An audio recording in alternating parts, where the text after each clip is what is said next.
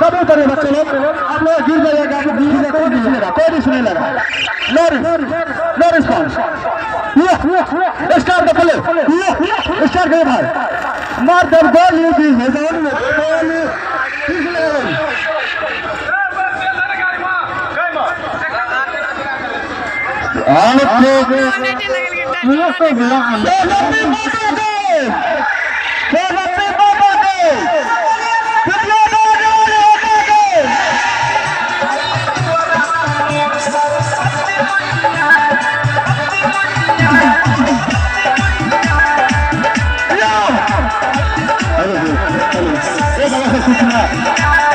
निवेदन करेगा सबसे हमारे संजय मंडल जी, आप सेक्टर के पास पहुंचे।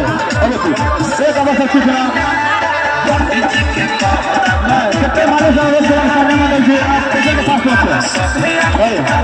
आपका जो थोड़ा कम किया उसमें बैलेंस उसमें कम हो गया।